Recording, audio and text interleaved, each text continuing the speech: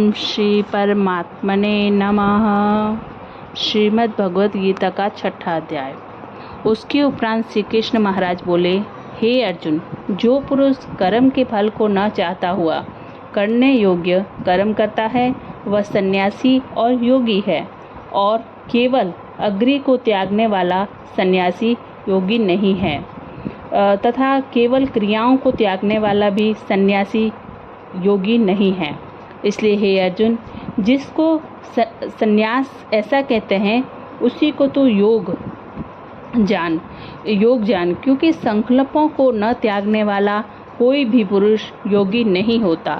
समत्व बुद्धि रूप योग में आरूढ़ होने की इच्छा वाले मननशील पुरुष के लिए योग की प्राप्ति में निष्काम भाव से कर्म करना ही हेतु कहा है, और योगारूढ़ हो जाने पर उस योगारूढ़ पुरुष के लिए सर्व संकल्पों का अभाव ही कल्याण में हेतु कहा है। जिस काल में न तो इंद्रियों के भोगों में आसक्त होता है तथा न कर्मों में ही आसक्त होता है, उस काल में सर्व संकल्पों का त्यागी पुरुष योगारूढ़ कहा जाता है। वह योगारूढ़ता कल्याण में हेतु कही है। इसलिए मनुष्य को चाहिए कि अपने द्वारा अपना संसार समुद्र से उद्धार करे और अपने आत्मा को अधोगति में न पहुँचावे, क्योंकि यह जीवात्मा आप ही तो अपना मित्र है और आप ही अपना शत्रु है, अर्थात और कोई दूसरा शत्रु या मित्र नहीं है। उस जीवात्मा का तो वह आप ही मित्र है कि जिस जीवात्मा द्वारा मन और इंद्रियों सहित शरीर जीता हुआ है, और जिसके द्वारा मन और इंद्रियों सहित शरीर नहीं जीता गया है, इसका वह आप ही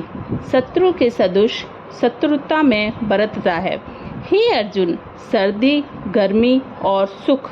दुखादियों को में तथा मान और अपमान में जिसके अंतकरण की वृत्तियां अच्छी प्रकार शांत है, अर्थात विकार रहित है, ऐसे स्वाधीन आत्मा वाले पुरुष के ज्ञान में सच्चिदाघन परमात्मा सम्यक प्रकार से स्थित हैं, अर्थात उसके ज्ञान में परमात्मा के सिवाय अन्य कुछ है ही नहीं। ज्ञान विज्ञान से तृप्त है,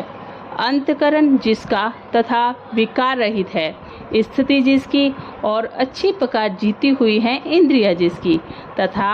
समान है मिट्टी पत्थर और श्रवण जिसके, वह योगी युक्त अर्थात भगवत की प्राप्ति वाला है। ऐसे कहा जाता है, जो पुरुष सुहृद मित्र वैरी उदासीन मध्यस्थ द्वेषी और बंधुगणों में तथा धर्मात्माओं में और पापियों में भी समान भाव वाला है, वह अतिश्रेष्ठ है। इसलिए उचित है कि जिसका मन और इंद्रियों सहित शरीर जीता हुआ है, ऐसा वासना रहित और संग्रह रहित योगी अकेला ही एकांत स्थान में स्थित हुआ निरंतर आत्मा को परमेश्वर के ध्यान में लगावे। शुद्ध भूमि में कुशा मृगशाला और वस्त्र है, उपरोपरि जिसके ऐसे अपने आसन को न अति ऊंचा है और न अति नीचा स्थिर स्थापन करके और उस आसन पर बैठकर तथा मन को एकाग्र करके चित्त और इंद्रियों की क्रियाओं को वश में किया हुआ है। अंतकरण की शुद्धि के लिए योग का अभ्यास करें। उसकी विधि इस प्रकार है कि काया सिर और गृह को समान और अचल धारण किए हुए दृढ़ होकर अपनी नासिका के अग्रभाग को देखकर अन्य दिशाओं को न देखता हुआ और ब्रह्मचार्य के व्रत में स्थित रहता हुआ भय रहित तथा अच्छी प्रकार शांत अंतकरण वाला और सावधान होकर मन को वश में करके मेरे में लगे हुए चित्त वाला और मेरे परायण हुआ स्थित होवे। इस प्रकार आत्मा को निरंतर परमेश्वर के स्वरूप में लगाता हुआ स्वाधीन मन वाला योगी मेरे में स्थित रूप परमानंद पराकाष्ठा वाली शांति को प्राप्त होता है। परंतु हे अर्जुन, यह योग न तो बहुत खाने वाले का सिद्ध होता है और न बिल्कुल न खाने वाले का, तथा न अति शयन करने के स्वभाव वाले का और न ही अत्यंत जागने वाले का सिद्ध होता है। यह दुखों का नाश करने वाला योग तो यथा योग्य आहार और विहार करने वाला तथा कर्मों में यथा योग्य चेष्टा करने वाले का और यथा योग्य शयन करने तथा जागने वाले का ही सिद्ध होता है। इस प्रकार योग के अभ्यास से अत्यंत वश में किया हुआ चित्त जिस काल में परमात्मा में ही भली प्रकार स्थित हो जाता है, उस काल में संपूर्ण कामनाओं से स्पृहा रहित हुआ पुरुष योग युक्त ऐसा कहा जाता है। जिस प्रकार वायु रहित स्थान में स्थित दीपक चलायमान नहीं होता है, वैसे ही उपमा परमात्मा के ध्यान में लगे हुए योगी के जीते हुए चित्त की कही गई है। हे अर्जुन, जिस अवस्था में योग के अभ्यास से निरुद्ध हुआ चित्त उपराम हो जाता है और जिस अवस्था में परमेश्वर के ध्यान से शुद्ध हुई सूक्ष्म बुद्धि द्वारा परमात्मा को साक्षात करता हुआ सच्चिदागन परमात्मा में ही संतुष्ट होता है तथा इंद्रियों से व्यक्तित्व केवल शुद्ध हुई सूक्ष्म बुद्धि द्वारा ग्रहण करने योग्य जो अत्यंत आनंद है, उसको जिस अवस्था में अनुभव करता है और जिस अवस्था में स्थित हुआ यह योगी भगवत स्वरूप से नहीं चलायमान होता और परमेश्वर की प्राप्ति रूप जिस लाभ को प्राप्त होकर उससे अधिक दूसरा कुछ भी लाभ नहीं मानता और भगवत प्राप्ति रूप जिस अवस्था में स्थित हुआ योगी बड़े भारी दुख से भी चलायमान नहीं होता है, जो दुख रूप संसार के संयोग से रहित है तथा जिसका नाम योग है, उसको जानना चाहिए। वह योग न उकताए हुए चित्त से अर्थात तत्पर हुए चित्त से निश्चय पूर्वक करना कर्तव्य है। इससे मनुष्य को चाहिए कि संकल्प से उत्पन्न होने वाले संपूर्ण कामनाओं को निषेधता से अर्थात वासना और आसक्ति सहित त्याग कर और मन के द्वारा इंद्रियों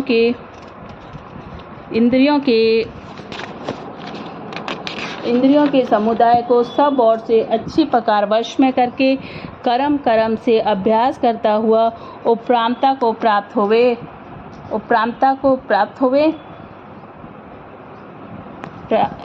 तथा धैर्ययुक्त बुद्धि द्वारा मन को परमात्मा में स्थित करके परमात्मा के सिवाय और कुछ भी चिंतन न करे।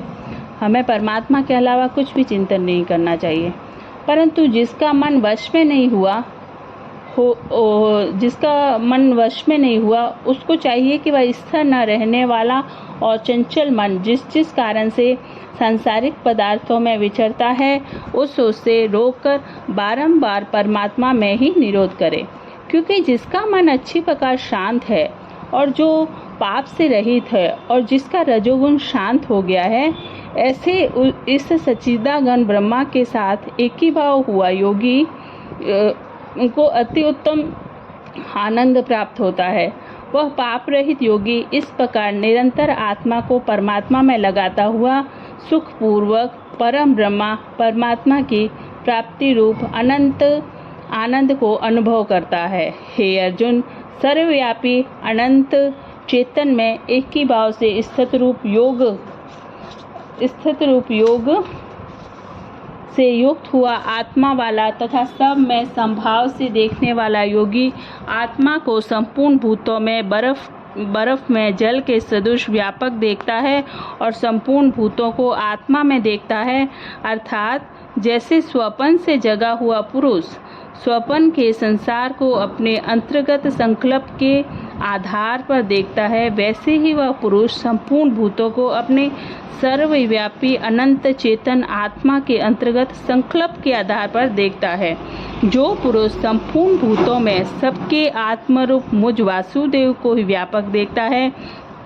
और संपूर्ण भूतों को मुझ वासुदेव के अंतर्गत देखता है, उसके लिए मैं अदृश्य नहीं होता हूँ और वह मेरे लिए अदृश्य नहीं होता, क्योंकि वह मेरे में एक ही भाव से स्थित है। इस प्रकार जो पुरुष एक ही भाव में स्थित हुआ संपूर्ण भूतों में आत्म रूप से स्थित मुझ सच्चिदानंद वासुदेव को भजता है, वह योगी सब प्रकार से बढ़ता हुआ भी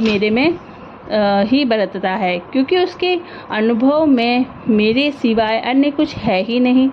हे अर्जुन, जो योगी अपनी सादृश्यता से संपूर्ण भूतों में सम देखता है और सुख अथवा दुख को भी सब में सम देखता है, वह योगी परम श्रेष्ठ माना गया है। इस प्रकार भगवान के वाक्यों को सुनकर अर्जुन बोले, हे मधुसूदन, जो यह ध्यान योग आपने समत्व भाव से कहा है, इसकी मैं मन के चंचल होने से बहुत काल तक ठहरने वाली स्थिति को नहीं देखता हूँ, क्योंकि हे कृष्ण, यह मन बड़ा चंचल और प्रमथन स्वभाव वाला है तथा बड़ा दृढ़ और बलवान है। इसलिए इसका वश में करना मैं वायु की भांति अति दुष्कर मानता हूँ।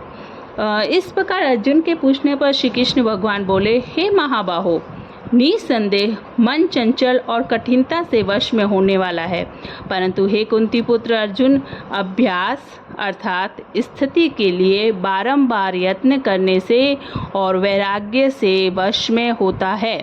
इसलिए इसको वश में अवश्य करना चाहिए, क्योंकि मन को वश में न करने वाले पुरुष द्वारा योग दुष्प्राय है, अर्थात प्राप्त होना कठिन है, और स्वाधीन मन वाले प्रयत्नशील पुरुष द्वारा साधन करने से प्राप्त होना सहज है। यह मेरा मत है। इस पर अर्जुन बोले, हे कृष्ण, योग से चलायमान हो गया है मन जिसका, ऐसा शिथिल यत्न वाला श्रद्धायुक्त पुरुष योग की शक्ति को अर्थात भगवत साक्षात्कारता को न प्राप्त होकर किस गति को प्राप्त होता है? हे महाबाहो, क्या वह भगवत प्राप्ति के मार्ग में मोहित हुआ? भगवत प्राप्ति में मोहित हुआ आश्रय रहित पुरुष क्षीण भीण बादल की भांति दोनों ओर से अर्थात भगवत प्राप्ति और सांसारिक भोगों से भ्रष्ट हुआ नष्ट तो नहीं हो जाता। हे कृष्ण, मेरे इस संशय को संपूर्णता से छेदन करने के लिए आप ही योग्य हैं, क्योंकि आपके सिवा दूसरा इस संशय का छेदन करने वाला मिलना संभव नहीं है। इस प्रकार अर्जुन के पूछने पर श्री कृष्ण भगवान बोले, हे पार्थ, उस पुरुष का न तो इस लोक में और न परलोक में ही नाश होता है, क्योंकि हे प्यारे, कोई भी शुभ कर्म करने वाला अर्थात भगवत अर्थ कर्म करने वाला दुर्गति को नहीं प्राप्त होता, किंतु वह योग भ्रष्ट पुरुष पुण्यवानों के लोकों को अर्थात स्वर्गादिक उत्तम लोकों को प्राप्त होकर उनमें बहुत वर्षों तक वास करके शुद्ध आचरण वाले श्रीमान पुरुषों के घर में जन्म लेता है, अथवा वैराग्यवान पुरुष उन लोकों में न जाकर ज्ञानवान योगियों के ही कुल में जन्म लेता है। परंतु इस प्रकार का जो यह जन्म है सो संसार में निसंदेह अति दुर्लभ है। वह पुरुष वहाँ उस पहले शरीर में साधन किए हुए बुद्धि के संयोग को अथवा समत्व बुद्धि योग के संस्कारों को अनायास ही प्राप्त हो जाता है, और हे कुरुनंदन, उसके प्रभाव से फिर अच्छी प्रकार भगवत प्राप्ति के निमित्त यत्न करता है। वह विषयों के वश में हुआ भी उस पहले के अभ्यास से ही निसंदेह भगवत की ओर आकर्षित किया जाता है, तथा समत्व बुद्धि रूप योग का जिज्ञासु भी वेद में कहे हुए सकाम कर्मों के फल को उल्लंघन कर जाता है। जबकि इस प्रकार मंद प्रयत्न करने वाला योगी भी परम गति को प्राप्त हो जाता है। तब क्या कहना है कि अनेक जन्मों से अंतकरण की शुद्धि रूप सिद्धि को प्राप्त हुआ, और अति प्रयत्न से अभ्यास करने वाला योगी संपूर्ण पापों से अच्छी प्रकार शुद्ध होकर उस साधन के प्रभाव से परम गति को प्राप्त होता है, अर्थात परमात्मा को प्राप्त होता है। क्योंकि योगी तपस्वियों से श्रेष्ठ है और शास्त्र के ज्ञान वालों से भी श्रेष्ठ माना गया है, तथा सकाम कर्म करने वालों से भी योगी श्रेष्ठ है। इससे हे अर्जुन, तू योगी हो। हे प्यारे, संपूर्ण योगियों में भी जो श्रद्धावान योगी मेरे में लगे हुए अंतरात्मा से मेरे को निरंतर बसता है, वह योगी मुझे परम श्रेष्ठ है। जय श्री कृष्ण दोस्तों, आज हमारा 6ठा अध्याय संपूर्ण हुआ है। कल हम लोग 7वां अध्याय करेंगे। कृष्णाय वासुदेवाय हरे परमात्मने प्रणतक्लेशनाशाय गोविंदाय नमो नमः। गीता का ज्ञान मनुष्य के लिए बहुत उपयोगी है, इसलिए इस गीता के ज्ञान को जरूर सुनें।